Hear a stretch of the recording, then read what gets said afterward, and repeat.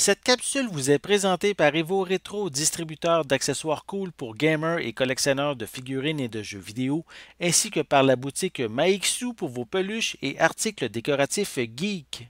Bonjour, ici Justin pour Ciné Techno. Aujourd'hui, je vais vous parler du jeu vidéo Song of Horror, testé sur PlayStation 4 et disponible sur PC Steam et Xbox One.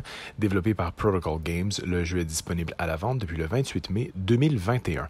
Inspiré des jeux les plus cultes du genre et des œuvres fantastiques de H.P. Lovecraft, la première création du studio espagnol nous offre la possibilité d'incarner tour à tour 16 personnages.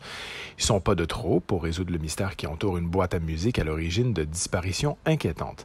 Particularité du titre, la mort n'a jamais aussi bien porté son nom puisqu'elle frappe sans prévenir et de façon définitive.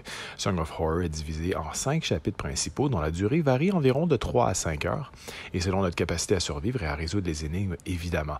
Chaque niveau permet, outre le fait d'avancer dans notre cadre de réponse, de changer d'environnement mais aussi de personnage. S'il faut savoir une chose sur le jeu, c'est que la mort est permanente. En effet, à chaque début d'épisode, vous pouvez choisir l'un des 4 protagonistes avec des caractéristiques différentes. Par exemple, Sophie s'éclaire avec une bougie et Daniel avec une lampe de poche. L'un sera plus serein, tandis que l'autre pourra courir plus vite. En revanche, personne n'a d'arme pour tirer sur la mystérieuse créature Lovecraftienne que l'on surnomme la Présence. Le premier chapitre débute dans un manoir. Cependant, le manoir n'est que le premier lieu que vous allez visiter. En effet, votre enquête vous mènera vers différents endroits, comme une boutique d'antiquité, une université, une abbaye et un hôpital. Mais vous devez terminer un chapitre, le clore, avant de passer à un autre. En revanche, je peux vous dire que les décors sont magnifiques et fourmillent de détails.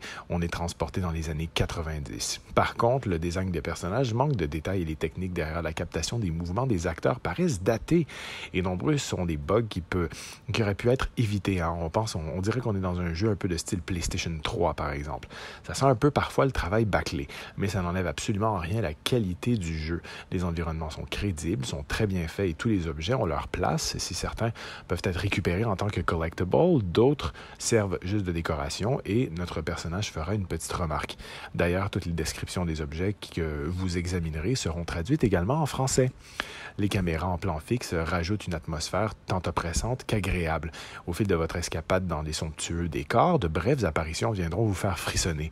Oui, il y a des jump scares et ils marchent à 100%, mais aussi de jolis petits détails qui font très très peur. Par exemple, en regardant par la fenêtre, tout semble normal. Pourtant, à côté de la balançoire, une apparition est là. Elle semble flotter dans l'air, mais elle ne bouge pas. En prime, les scènes qui m'ont vraiment fait frissonner ne sont même pas les mêmes à chaque fois. Je m'en suis aperçu quand j'ai dû recommencer du chapitre 1, par exemple, quand un des personnages est mort. Dans la première partie, je me suis aventuré vraiment la boule au ventre dans les sous-sols, dans un étroit en passant par un escalier très, très étroit. Et en remontant, la présence était là pour jouer avec la lumière. Et quand je suis revenu dans ma deuxième partie avec un autre personnage, je me suis attendu à la revoir en haut au même endroit, mais non, il n'y avait personne. Donc l'intelligence artificielle du jeu est quand même très, très, très bien faite. Donc en revanche, j'ai eu, au lieu de voir la présence qui était en haut et qui jouait avec la lumière, j'ai eu le droit à des portes de placard qui s'ouvrent et l'apparition de 2 petites mains en train d'applaudir. C'est vraiment fréquent. On ressent vraiment l'influence de la saga des films de Conjuring et aussi de la majorité des films d'horreur de James Wan. Je pense aussi à la série Insidious. J'ai rarement peur dans les jeux vidéo au cinéma, sauf que quelques exceptions près. Bref, il m'en faut pas mal. Mais Song of Horror livre la marchandise à 100% de ce côté-là. En plus, si vous jouez dans la noirceur, c'est très, très, très efficace.